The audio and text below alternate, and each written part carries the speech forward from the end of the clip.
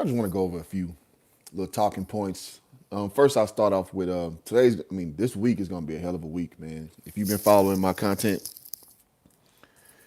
you're not going to be cheated at all this week, man. I'm media credentialed up, and I'll be covering the Super Bowl all week long.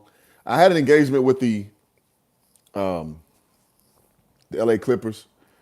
That one ended up going through, so sorry I won't be able to report on that. However, I will be at the LA Convention Center in a few hours getting our Super Bowl coverage popping. So y'all gonna like what's coming down the pipeline this week as far as coverage. That's for damn sure. Shout out to Rap God in the building. All right, so yeah, so just expect that this week, man. I'm gonna be getting some dope stuff. Being a media member as far as Super Bowl. I'll also be in a thing where we get to. I'll be talking to Brandon Marshall today. So that's pretty dope, man. Brandon Marshall, B Marsh, you know what I'm talking about? So that's gonna be dope. 2020 trade deadline is historic. Yeah, man. So enough of that. Just be on the lookout for that. But this trade has to happen. This trade has to happen. So because currently the 76ers are number 5 seed and kind of just treading water in that area, and the Brooklyn Nets are just straight up floundering. I think it's safe to say the Harden experiment failed. I think it's safe to say with James Harden, you have to have a lot of system and parts around him for that style to work. And that's why I tell a lot of people, they say I'm a James Harden hater, and it's not that. I know a gimmick basketball player when I see one. And when the way you score is contingent on so many things, i.e. the referee, i.e. everybody letting you isolate, dribble, dribble, dribble, dribble, dribble, dribble, dribble, step back three. When you have no counter really, Steph's just the only counter he has to that step back three is going hard left. He has nothing else. I'm gonna call bullshit. It is what it is. Like it's not about me hating. I'm just gonna call what I see. So what I do see is in that instance, it's a rough brand of basketball to win with. And even now, I won't give him so much pushback in the finals last year. Well, the Eastern Conference Finals, Harden was kind of playing with, I think, the hamstring injury, which if you never play with a hamstring injury, it's rough. It's rough. It locks up this mid-quarter area, and it's really hard for you to plant. It's really hard for you to go. So in that instance, I think it's good. Well, I'm not going to hold it against him that he had a bad ECF because I knew that the semifinals, my bad. So I knew that his body wasn't agreeing with him. So I won't hold that against him. I know, again, I'm not biased, man. I just call it what I see. Now, as far as this year, when you take the rules away, you see Trae Young was struggling a little bit when you can't lean into people get that three. That's taken away from his game. As you see, there's no meat there. There's no meat to his game, and I don't like guys who don't have, multi-levels, multi-facets to their game. And so I don't love that style of play because, in my opinion, you can't win with that. You got to have some minutia in your game at some point. Now, the problem going on with the 76ers, they obviously need that third, that second pillar to be up there. And Ben Simmons obviously has not played a single minute this year, which is a testament to, I would say, Doc Rivers' coaching and Joel Embiid's greatness. Like Joel Embiid is stepping it up. You know what I mean? And so he's kind of getting this Patrick Ewing on in full throat. And I think that they need that last little piece to kind of offensively get him over the hump. And I think with James Harden, I just think he needs a fresh start. So you put him in the mix with that, you'll take that Ben Simmons cloud off that team, and then you'll actually have guys who want to be there for the right reason, for the same reason. Let's see, Luka, Morant, Ball Brothers, Jokic are highly skilled players. Absolutely. Absolutely.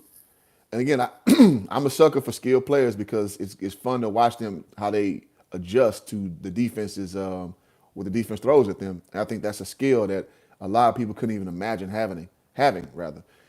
So we talked about, the 76ers being at the 8th seed. Now, also, we have to consider about the Nets Philly's at the 5th seed. The Nets are going to be at the 8th seed. And the Nets they just need a joke. Kyrie's playing basically half duty. Obviously, with the COVID-19 mandate, he can't play home games, which I just think that is silly. If you see any of these, I watched Auburn get beat by Alabama. No, I'm sorry, Arkansas last night. It was the number 1 seed, and I made a short about it. And all these kids just rush the floor for the. Tell me more about these COVID protocols, man. If you allow that, but I understand that's a red state, and I understand a staunch red state in Arkansas. So I know people don't want their rights infringed upon in such fashion. So I get it. Geography plays into the equation, but it's just funny the clemency that some of these people get from state to state when you're supposed to be the same country. It's hilarious to watch. Switch Life Me in the building. What's up? What's up, homie? But at any rate, Kyrie Irving, in my opinion, he's kind of getting raked over the coals for his personal beliefs, and you know, his personality doesn't lend himself any favors. He tends to be a little aloof. He tends to be a very agitated with people, and I think that doesn't land favorably for him as far as the media perception. But I just don't think him and Harden's game mix at all. Now I know they haven't spent a lot of court time together, but however, if we're looking forward, with the Nets currently sitting at the 8th seed with all these duds like Blake Griffin, who's done. LaMarcus Aldridge is coming back playing well. I'll give him that, but you just don't have a lot else. And I think with Ben Simmons, you're going to take that pressure off KD because you got a fresh, renewed player that's a triple threat player now. Now, I know triple threat doesn't really bear as much credence for outside shooting. However, he's a guy that can score, he can pass, he can rebound. And that's what the Nets need. The Nets need a lot of those, that minutia filled up. And allegedly, Danny Green will be a part of that as well. So you got another wing defender, 3 and D. So this is a perfect trade for the Nets. I'd have made this trade yesterday. Now, I know you lose star power with losing James Harden, but obviously it's not working. So it doesn't matter if you're using that, in my opinion. Who do you believe Harden wanted to go because he didn't? You believe Harden wanted to go because Harden didn't mess well? Say that again. Rewrite that for me, Tomorrow's Leaders. And shout out to you, bro. Y'all follow my guy, Tomorrow's Leader Sports Network. Great content. Johns is the best player in my humble opinion. Yeah, you be hard pressed. I'll be hard pressed to argue on that. Say, wait, Danny Green is going to the Nets. Well, he is allegedly going to be a part of that trade package to send Ben Simmons and Danny Green to the Nets for James Harden. Like I said, I don't know what Daryl Morey is waiting. Not Daryl Morey. Sean Marks, I believe, is the GM of the Nets. I'd have made that trade yesterday. Like, whoever would take anything for James Harden, I'm dishing it up. I'm dishing it up. Do you think Harden wanted it because and Kyrie didn't mesh well? Perhaps. I didn't hear any rumblings about that, so I'd hate to speculate that when I didn't hear anything about that directly. I didn't really see. I don't think they had a lot of on-court time to even discern, so I wouldn't say so. But you never know. You never know. Nets will lose in the first or second round. As currently constructed, yeah. And their problem with Harden kind of reminds me of my team, the Lakers' problem with Russell Westbrook. Now, is James Harden a better player than Russell Westbrook? Absolutely. Problem is the parts don't fit. Well, I would contend that nowhere Westbrook goes, the parts fit. It's always an excuse every time. Because, again, I said, guys who don't have minutia to their game, they're always going to struggle making the parts fit. This is Westbrook's 4th team in 4 years, man. Again, I can keep getting called a hater because I'm just calling the obvious. The obvious is the obvious. And the Lakers need to do something about that. I would take literally anything. Wherever I can take to get from under that $45 million a year, I'm taking anything. I don't care what nobody's offering me. I'm taking anything. So there's rumors that Dame Lillard is on his way to the Lakers, but you know what? I think Portland may take that because they got rid of C.J. McCollum and sent him to New Orleans. So I think that is feasible. Prime Time in the building says, D, I love. Good morning, brother. Good morning, Prime. Good morning, man. I'm jealous of y'all, man. Y'all over there killing it in Jackson State, man. Y'all over there killing it, man. Oh, man, it's going to be a long year for my Panthers, man. It's going to be a long year. But yeah, like I was saying earlier, though, before y'all hopped on, I'll be doing my media storm this week, man. I got fully credentialed. I'll be covering the Super Bowl all week. So, man, y'all check that content that's coming down the pipeline. It's going to be dope, man. Today, I'm going to actually be on a stream with Brandon Marshall. I think he'll be there in person. So y'all going to see me with Brandon Marshall, man. You know, the great receiver, Brandon Marshall, man. So I'm excited about today. I'm excited about this week. I'm supposed to be going to one of Shaq's parties tomorrow night out here in LA. And yeah, it's going down, man. It's going down. So, but now back to the NBA talk. Let's see. CJ to the Pelicans was a great move for New Orleans. Yeah, because New Orleans can't get those kind of guys naturally. So you got to get them when the fire sale's going on. And so a lot of people get on David Griffin, but David Griffin's a pretty good GM in my opinion. He made the AD trade when it had to happen. You got all those young pieces. Did they mismanage him? Yeah, of course. You mismanaged Lonzo. New Orleans got to hold that L. Y'all mismanaged the hell out of Lonzo Ball. And it showed because Lonzo Ball is doing so well with the Bulls, man, and they're playing. Yeah. They mismanaged that all the way. All the way. Yeah, so now Portland again is in a fire sale mode, in a rebuild mode. They got Nickeil Alexander-Walker, so that's a young guy you can start something with. That's good. So obviously Dame Lillard doesn't want to be there because, I mean, he's 32 years old, 33. You don't want that kind of guy. You don't want to be around that. Not in Portland. Go say send Westbrook to Hong Kong. Russell Westbrook is just a kind of guy that he's just a hard worker. And it's something to be celebrated, a guy who just goes out there and gives you everything he has. So I don't ever want to demean him like he's cheating basketball. The part I just do not like about Russell Westbrook is, in my opinion, his basketball IQ is extremely low. It's just low. This dude he never gets it. Like he still thinks playing harder means playing better. Like no, sometimes you gotta know when to step back. Like I seen Chauncey Billups do. Chauncey Billups knew when his athletic prowess had gone down, I make guys better by stepping back. Tony Parker has done this. So Go says Westbrook never improved his game past 10 years. No, he has not. To me, he's the exact same player. Everybody like, oh, well, he's starting to lose it. I was like, no. I said this in 2012 about Russell Westbrook. I was like, no, you cannot win with that dude. Look at the synergy with him, Harden, and KD, and look at it when KD was with Steph and Clay and Draymond. It wasn't even close. The synergy, the continuity, it wasn't even close. It's hard to play with that dude, man. Look at Paul George. Game go down playing with him. Look at Carmelo Anthony. Game go down playing with him. Which reminds me about Russell Westbrook. Shout out to Chronicle Judah for coining that phrase, and Derek Fisher used it too. That was hilarious. But you see guys like Carmelo Anthony, even Carmelo figured it out. Okay, I got to learn how to play in space. I got to learn to move without the ball. And tomorrow, me and my guy, Between the Game Sports, we're going to do a live. We're going to try to fit that in with my Super Bowl schedule. But we're going to talk about the art of moving without the ball. I think that's one of the most underrated parts of the game. I watched a clip with Duncan Robinson working so hard to get open off ball. And people don't understand it's tiring to move without the ball. And you got to trust that your point guard or whoever has the ball is savvy enough to keep the ball in their hand long enough for you to get open. Because most people got that goldfish mentality where, wait, oh, I'm about to go take it to the goal. So moving without the ball kind of goes unrewarded, as it were.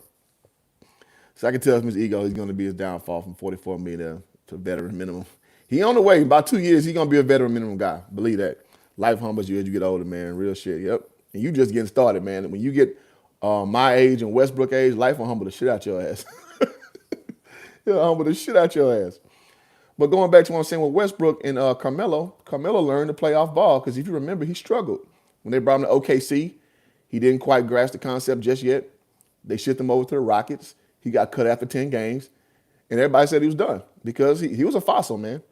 And it took him, a year and a half off basketball to kind of, do the, he like going to LA Fitness and being hoodie mellow. And that kind of won the favor with a lot of people. So Portland brought him in last year. He played exceptionally well. He played well off ball. And if you remember, Carmelo Anthony is a guy who was extremely big on ball. He was a face-up small forward that you couldn't do nothing with. Face-up, Hezo blast. He hit you with the step through. Or his favorite was the hesitation jab step pull-up. That was his favorite. But now he doesn't really get a lot of opportunity to do that anymore. But he was...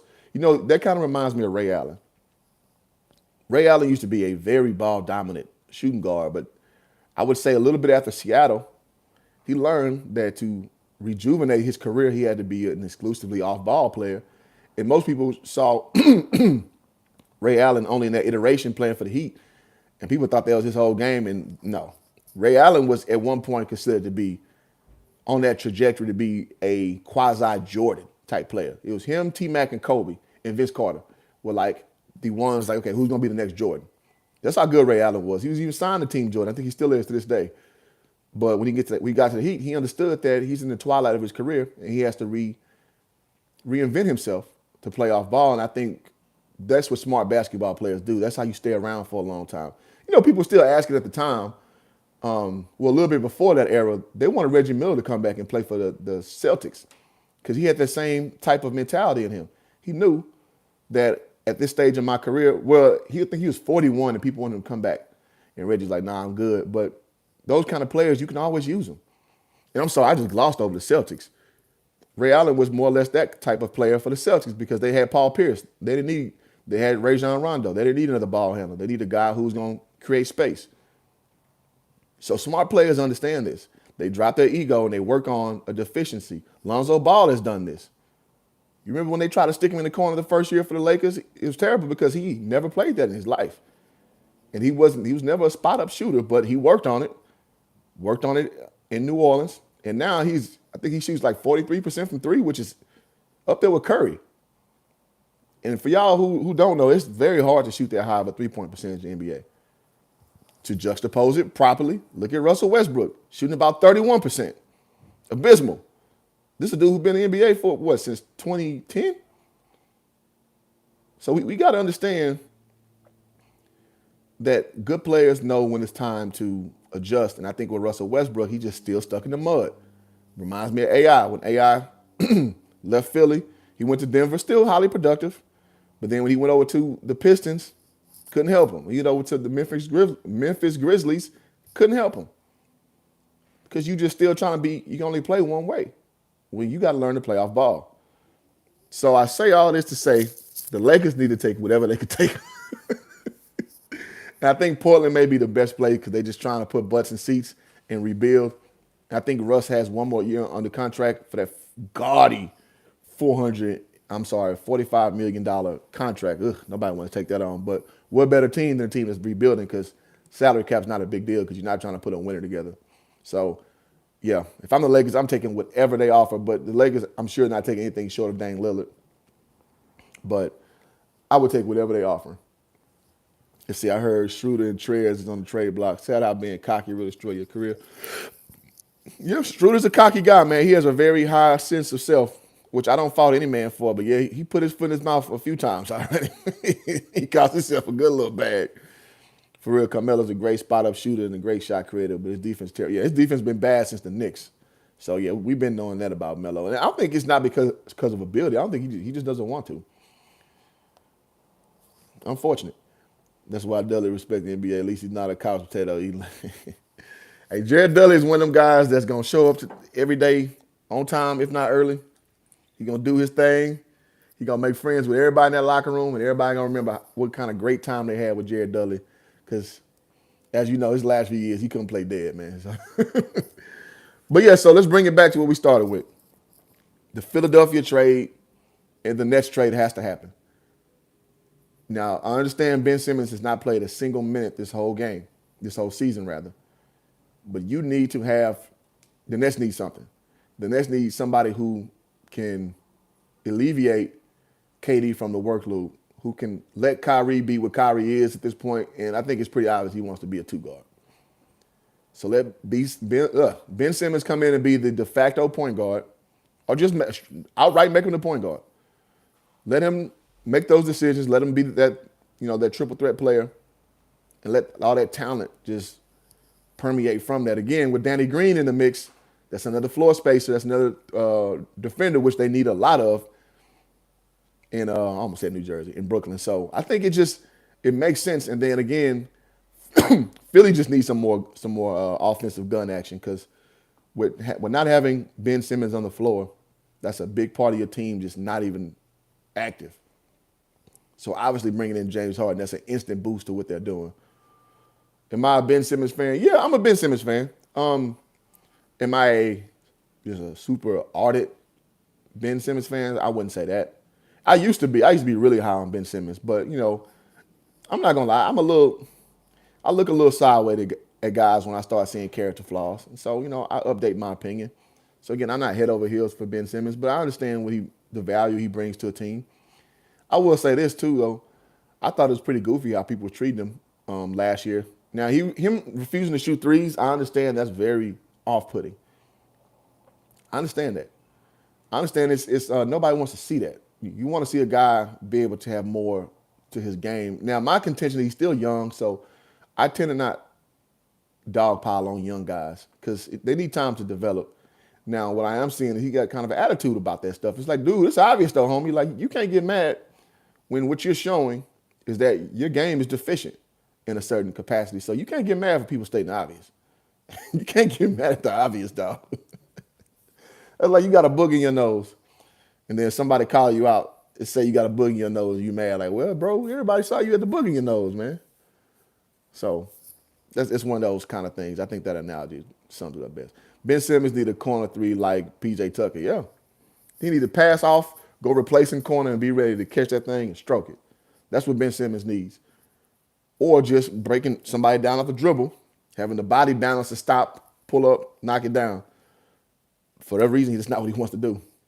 Ben Simmons is, I'm going all the way to the cup or nothing at all. Which, I mean, that's cool because he's playing, a position where he creates matchup problems with his size, being, 6'9", 230, something to that effect. That's cool. But when teams start to pack you in, basically meaning focus more on interior defense, then you can't get away with that shit no more. So you have to show them a counter, and your counter is step back, knock the Jimmy down. So again, that comes with wisdom, with age. I think Ben Simmons kind of has that Russell Westbrook in him where he is bullheaded. He's like, no, this way works. I just got to do it, got to change it a little bit. No, you need to have another element to your game is what you need to have. So again, I'm a fan of his, but I'm not a Ben Simmons excuse maker by the further stretch of the imagination. Can't do it. Can't do it. But no, he gotta fix that, man. And again, so I think this trade is just, again, sometimes a change of scenery is good, especially for a young player. Get him to switch jerseys. Get Ben Simmons in a new situation where the fans gonna love him because they just tired of these guys coming in and not, fitting the bill. Because at the end of the day, Ben Simmons at his best is a guaranteed all-star guy. Guaranteed. I think in 5 years he's been in all-star game 3 or 4, something to that effect. So I know he hasn't played, but they're getting a hell of a player. See thoughts on the Halliburton trade. I didn't see it. I missed the Halliburton trade. Opinion on Giannis killing AD last night. Well, I mean, Giannis is arguably the best player in the NBA. That's what he do.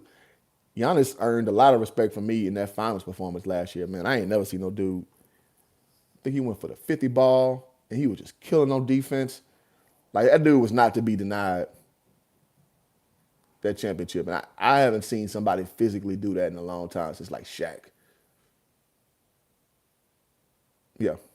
I can't remember somebody just on both sides of the ball just doing everything, seemingly so. And I don't even think Shaq even dominated defensively like that. Shaq was an opportune shot blocker. Wasn't like a big-time shot blocker, but obviously on the offensive end, Shaq was just unstoppable.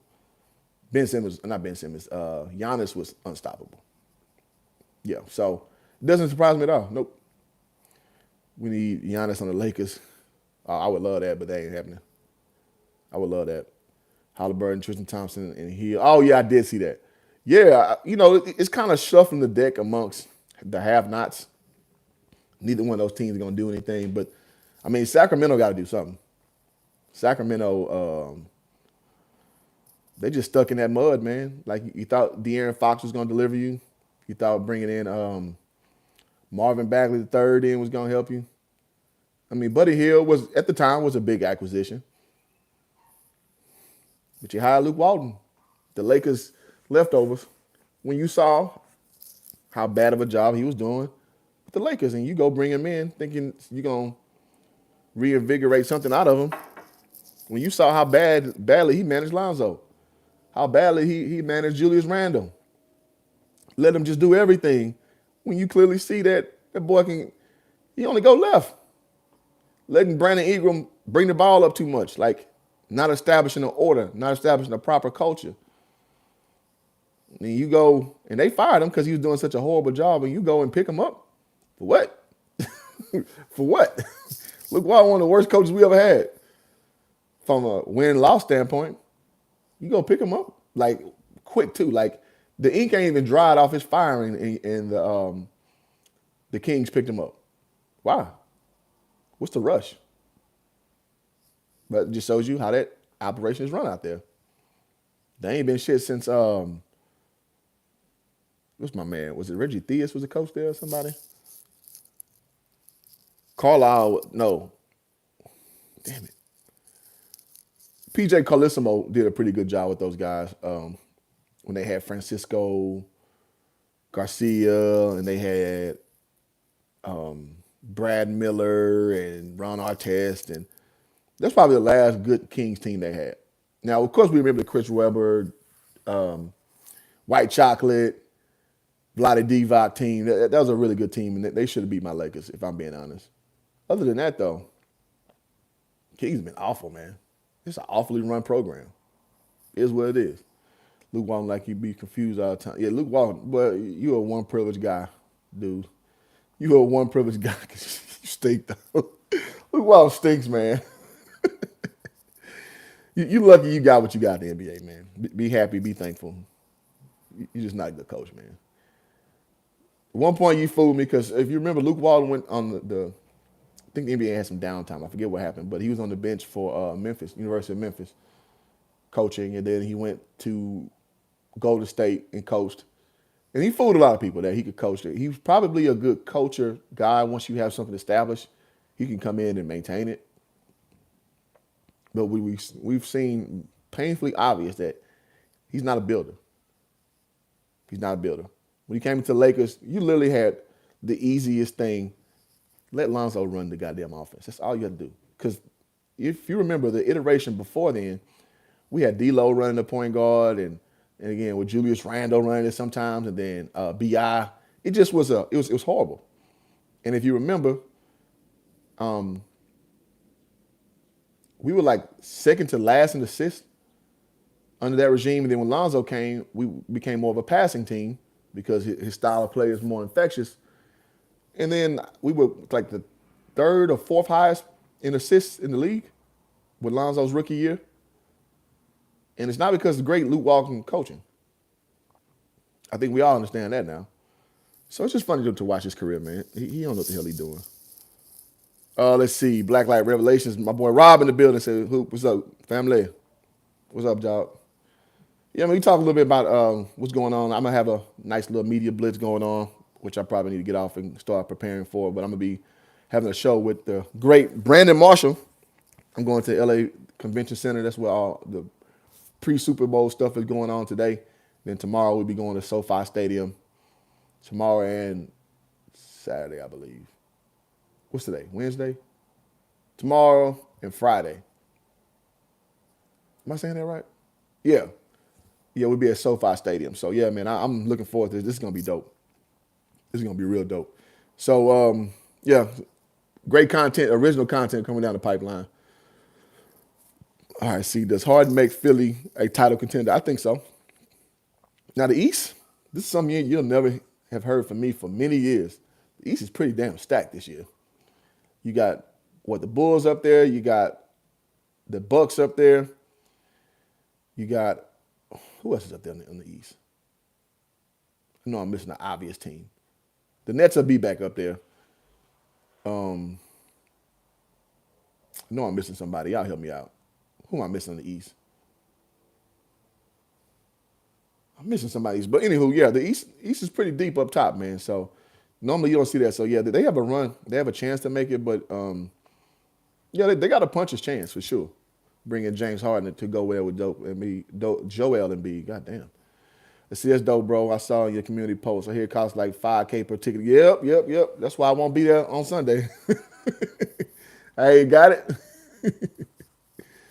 I think the All-Star game may be in Cleveland soon. Yeah, it's going to be in Cleveland. I don't know how Cleveland of all cities get picked for the All-Star game, but that's an economy boost like none other. Why is James, Nico Savage, what's up, homie, says, why is James Harden in trade talks? Well, because there are rumors that he's dissatisfied with what's going on in Brooklyn. It's also speculation that him and Kyrie aren't getting along. But like I said earlier, I haven't heard that, so I can't really give that credence. But I do know the optics look like he don't like he want to be there. Like he don't want to be there. James Harden is one of them guys, you can read their face easily. You know when he's up, you know when he's down. Just like Russell Westbrook, you know when he's up, you know when he's down. Those guys don't have good poker faces. Like, you think like a guy like Ben Simmons, you don't know how he's feeling. He's a more stoic face. Like, you just don't know what he's thinking. Those guys are real hard to read. But guys like James Harden, they wear their heart in their sleeve, man. Funny backstory, I actually talked to James Harden's father. So his dad was a client of my store out here in L.A. At the Hawthorne location. When I worked it, I floated out there. I'm in sales. And I saw on the call ID, I saw James Harden. I was like, so I called the number back. I was like, and I told him, hey, sir, your product's available and blah, blah, blah. I was like, this one happened to be James Harden. James Harden's like, yeah, that's my boy. And his dad has a real young personality too. Like, so I chopped up with him on the phone about a good 10 minutes. Random story. Like, but I'm like, I know, because James Harden's from that area. And I was working the Hawthorne store. I was like, they got to be. That's either James Harden or they got to be. I ain't know I ain't know, back up. I didn't know he was a junior. So James Harden's a junior. Didn't know that. Funny backstory. Let's see. Hell yeah, we need it. Yeah, y'all need that economy out there in Ohio, bro. You know, nobody want to go out there. My boy Nico said, "What's up, who jogging? I appreciate the representation with that." Yeah, you know, I mean, I'm a Laker fan. It's no more basketball to be seen. I.e., I leave this planet, but right now, I'm not gonna lie. It's hard for me to be a Lakers fan, man. With this, it's a shit show. It's a shit show.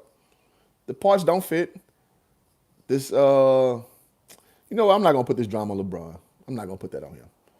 But the Westbrook, it's a shit show. When AD can't stay healthy, take 2 steps and trip and break his ankle. It's a hard year to be a Lakers fan, man. It really is. It really is. When we got Westbrook, man, I kind of took a half a step back as a fan. I ain't gonna lie, man.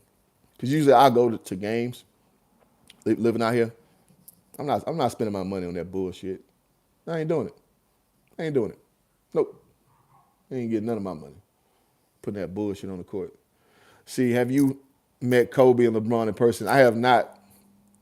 I've seen Kobe play in person twice. I've seen LeBron play in person a few times, but never met him. Well, obviously, Kobe's my favorite athlete of all time. Y'all don't know. Most people know me in real life. Kobe's always been my favorite player since I've been about 13 years old, 12.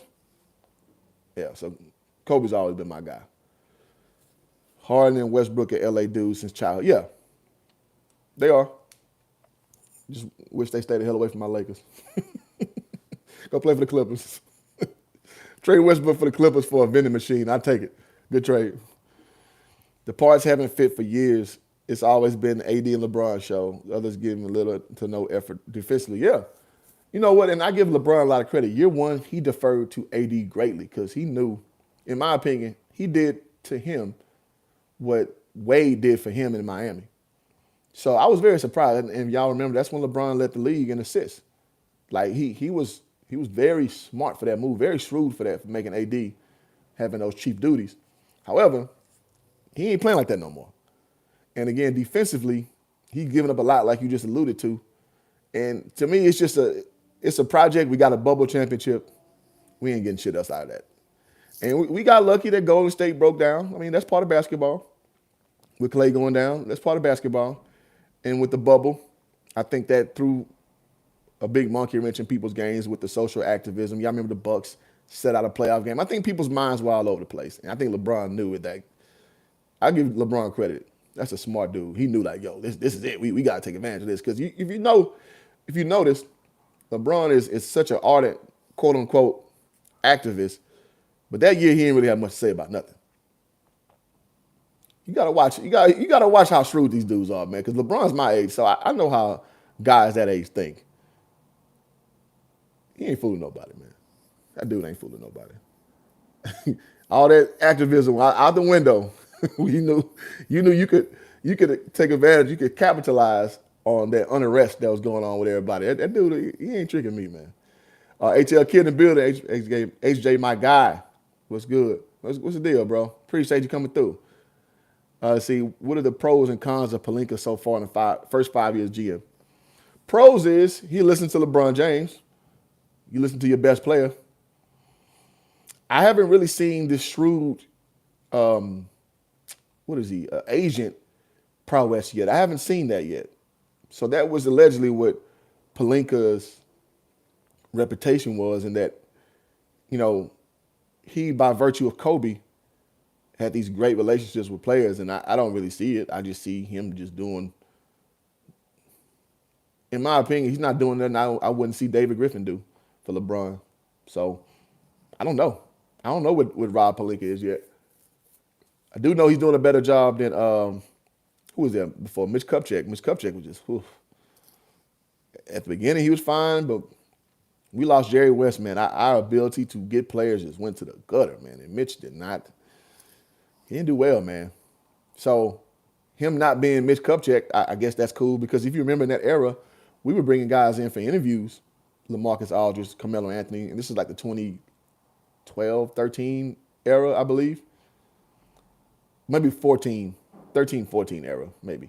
But they were saying, like, the pitch wasn't even good. Like, weren't even talking about basketball.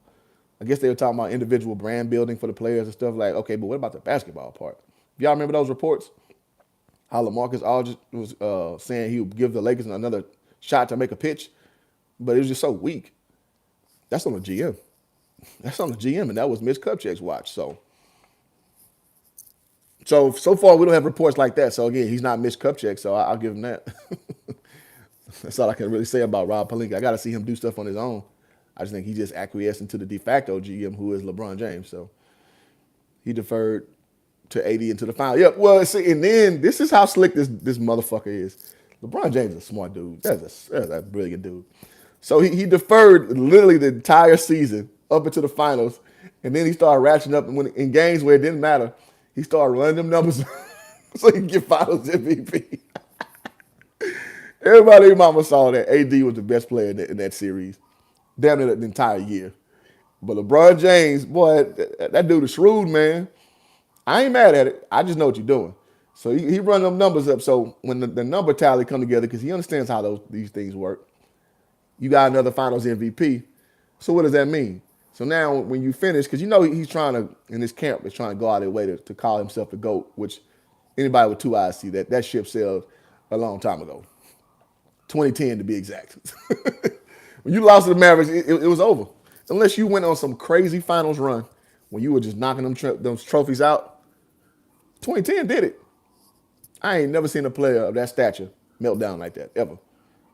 There's no way you can call yourself the greatest ever, and you melted out like that with the favorable advantage in that series. And I know some of y'all revisionists, y'all say that, oh, well, they had Dirk, and they had Terry, they had Tyson Chandler. Yeah, but going to the series, it was all about the Heat.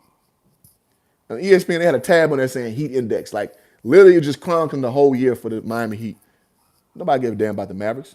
Mavericks got hot at the right time. They had that pick and roll that nobody could stop, my Lakers in particular, and they had a great year.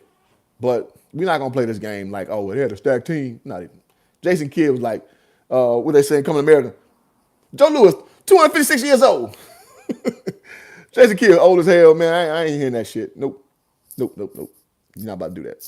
So again, that GOAT thing, in my estimation, in my view, they sailed in 2010. So I mean, LeBron's done great things for the game, but great things for the game is one thing. Being the greatest player of all time is another. You're just not. Too much failure. But LeBron understands these counting numbers, these counting statistics matter in the discussion, because after a while, people will forget about that series. And they're just going to pull up, lazy basketball fans just pull up numbers. And you start comparing numbers and accomplishments. Oh, shit, bro got X amount of finals MVPs. Well, he should be the GOAT because he went to the finals this many years. I ain't going. Hoop ain't going, bro. But that's how people do, though, in these discussions. LeBron knows that.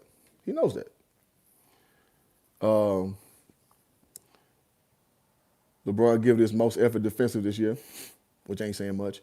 When you think about Jello starting but still getting rotation minutes, well, I've had that happen to me before. It sucks when you behind the eight ball, you behind the eight ball, man. I don't know what he did. I mean, I try to watch getting so incensed in these kind of discussions because I don't know what's going on behind the scenes. And by that I mean practice, film session, whatever, because there's a lot of stuff because I coach college at the collegiate level. I played basketball at the collegiate level. I obviously playing overseas professionally. There are a lot of stuff you don't see that goes into the decision-making process of coaches. And I'll put it this way. I'll say his name. I know he don't give a shit. But when I was coaching at my school, it was a small Division I, Prairie View A&M. We had a guy on the team named Blake. And Blake is a good dude, solid dude, fun-loving dude. And, oh, by the way, happened to be 7 feet tall.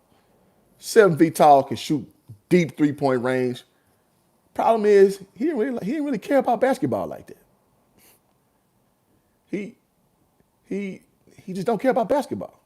Like, he plays it because he's 7 feet tall. But if you could ask him to be 6'2", he wouldn't mind. He just wasn't that kind of guy. So he never really pushed real hard, in practice to like start or get minutes. He never really he just was happy-go-lucky. Just whatever coach say do, I'll do. So he didn't really get a lot of playing time like that. And I just remember the alums just like, man, y'all need to play that big old boy. You need to play that big old boy. He's 7 feet tall, blah, blah, blah, blah. And little they know, he didn't really care about playing. He never complained about minutes. He just was like, whatever. You want to get this? Blake had the mentality I want to get my scholarship and get on with the rest of my life. Which is, I don't fault him. You haven't hit the genetic lottery. But if it's not in you to be a pro, it's not in you to be a pro.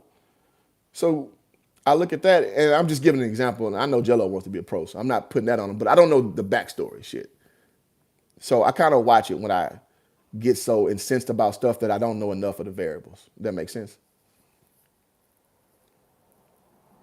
I see his rumors around the town that somebody knew LeBron smashed Savannah a couple of his meltdown people. LeBron smashed Savannah? You got to fix that for me, Nico. That's his wife. Kobe was destroying the Mavericks in 2011, playing through an ankle injury. Yeah, he was, but the problem is the Lakers, we couldn't defend the pick and roll, and they was pick and rolling us to death. And the series before, we played against Chris Paul and the Hornets. Same thing. We were just way too talented. So we won that series when we shouldn't have. But yeah, now you're right. Kobe was hooping, but shit, Mavericks had that neutralized, man. They were sending guys at him and giving them difficult looks. We just couldn't convert down low with Bynum. And then Bynum bitched out game 4 doing that whole shit, pushing somebody in the back where that's whole shit. Let's see, Trey, prompt, I say Trey LBJ for you, but I maybe on the video game. I appreciate that random endorsement though, brother. Let's see, saying a guy LeBron knew. Oh, I think that was Rashard Lewis, Houston guy. I think there was rumors about Rashard Lewis taking down Savannah that may have messed with him. But LeBron's had that happen, because with Delonte West, smashing his mom's, allegedly. Allegedly, not allegedly, but allegedly. I'm sure that messed with his mental as well when he's playing for Cleveland. I can go in on that subject, but I'm going to leave it be. But yeah, man, so that's all I got, man. I've been going like 15 minutes longer than I thought I would. But y'all keep me going, man. Y'all keep me going. I appreciate the comments, man. Y'all keep them things popping. So yeah, like I said, man, Super Bowl coverage this week, starting today. Show with Brandon Marshall coming up. So I'm going to see how much I can get of that quickly and put this on YouTube. Let's see. And yeah, so that's what I'm going to do, man. So appreciate y'all who patronize the page. Hit the like button, subscribe if you have not done so already, man. And I got to get to this convention center. So